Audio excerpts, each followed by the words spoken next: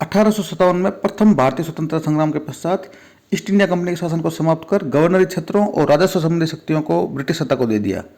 1858 में ब्रिटिश संसद ने भारत सरकार अधिनियम पारित किया।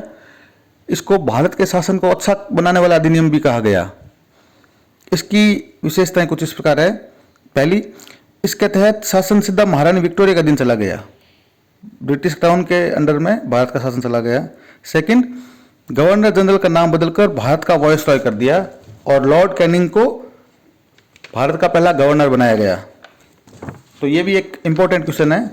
इसमें हम ये भी याद रखना है कि बंगाल का गवर्नर जनरल कौन थे, भारत के गवर्नर जनरल कौन थे, भारत के लास्ट गवर्नर जनरल कौन थे और भारत के पहले वायसरॉय कौन थे।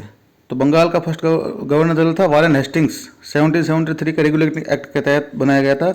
भारत के पहले गवर्नर जनरल थे लॉर्ड विलियम बेंटिंक, 1833 का चार्टर कानून था, उसमें बनाए गए थे। भारत के पहले वायसरॉय थे लॉर्ड कैनिंग, 1858 के भारत सरकार अधिनियम के तहत इनकी नियुक्ति की गई थी।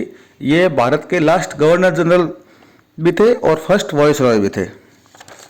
थर्ड, इस अधिनियम ने नियंत्रण बोर्ड और निदेशक कोर्ट को समाप्त कर द्वैत प्रणाली समाप्त कर दी और भारत के राज्य सचिव के एक नए पद का सृजन किया गया जिसमें संपूर्ण प्रशासन की शक्तियां निहित थी। यह सचिव ब्रिटिश कैबिनेट का सदस्य होता था और ब्रिटिश संसद के प्रति उत्तरदायी था। अब भी दो पद हो गए, एक भारत का वायसरॉय जो ब्रिटिश क्राउन के प्रति उत्तरदायी था और दूसरा भारत के राज्य सचिव जो ब्रिटेन संसद के प्रति उत्तरदायी थे। और भारत सचिव की सहायता के लिए 15 सदस्यीय परिषद का गठन किया गया जो कि एक सलाहकार परिषद थी। परिषद का अध्यक्ष भारत सचिव को बनाया गया। 1858 के कानून का प्रमुख उद्देश्य प्रशासनिक मशीनरी में सुधार था, जिसके माध्यम से इंग्लैंड में भारत सरकार का अधिक्षण और उसका नियंत्रण हो सकता था। इससे प्रचलित शासन प्रणाली पर कोई विशेष फर्क नहीं पड़ा। 1857 की क्रांति के बाद में ब्रिटिश राज ने महसूस किया कि भारत में शासन चलाने के लिए भारतीयों को साथ में लेना जरूरी है। इसी नीति के तहत ब्रिटिश संसद ने 1861, 1892 और 1909 में 3 नए अधिनियम पारित किए।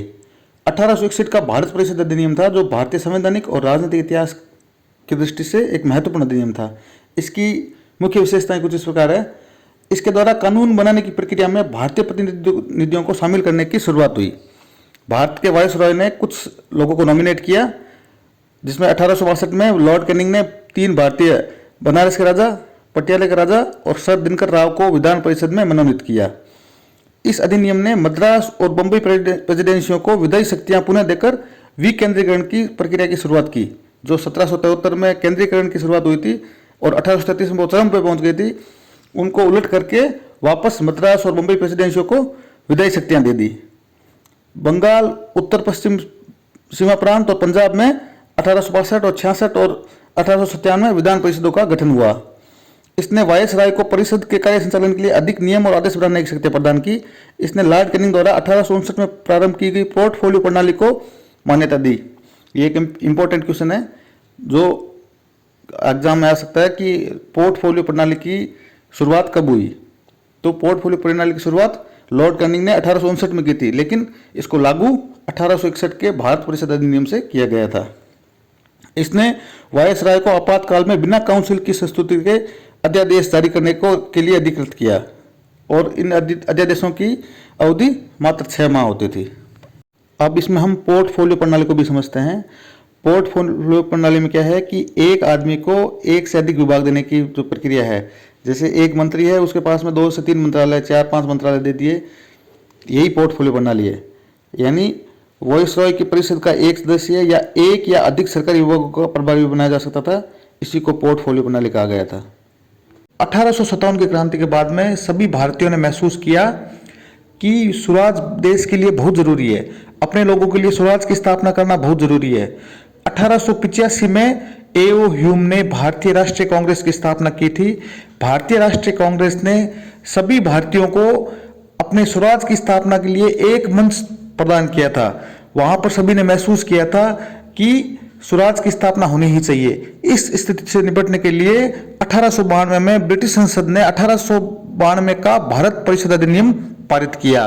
इस अधिनियम की विशेषताएं कुछ इस प्रकार है कि इसके माध्यम से केंद्रीय और प्रांतीय विधान परिषदों में अतिरिक्त सदस्यों जो गैर सरकारी सदस्य थे उनकी संख्या बढ़ाई गई। हालांकि बहुमत जो था वो सरकारी यानी जो सरकारी सदस्य थे उन्हीं को दिया गया था, लेकिन फिर भी गैर सरकारी सदस्यों को संख्या बढ़ा दी गई। सेकंड, इसने विधान परिषदों के कार्यों की वृद्धि कर उन्हें बजट पर बहस करने और कार्यपालिका के प्रश्नों का उत्तर देने के लिए भी अधिकृत किया। थोड़ा थोड़ा लोगों को शासन में सम्मिलित किया गया। थर्ड, इसमें केंद्रीय विधान परिषद और बंगाल चैम्बर ऑफ कॉमर्स में गैर सरकारी सदस्यों के नामांकन के लिए वायसराय की शक्तियों का प्रावधान भी दिया गया। इसके अलावा प्रांतीय परिषदों में गवर्नर को जिला परिषद, नगर पालिका, व्यापार संघ, जमींदारों, चैम्बर ऑफ कॉमर्स की सिफारिशों पर गैर सरकारी सदस्यों को नियुक्त करने की शक्ति भी प्रदान की। आगे हम पढ़ेंगे 1909 का भारत परिषद अधिनियम, 1919 का भारत शासन अधिनियम और 1935 का भारत शासन अधिनियम। इस लेसन से जुड़े हुए MCQ देखने के लिए इस चैनल के शॉर्ट्स पे जा सकते हैं और इस चैनल को सब्सक्राइब जरूर करो और लाइक का बटन दबाते रहो। Thank you.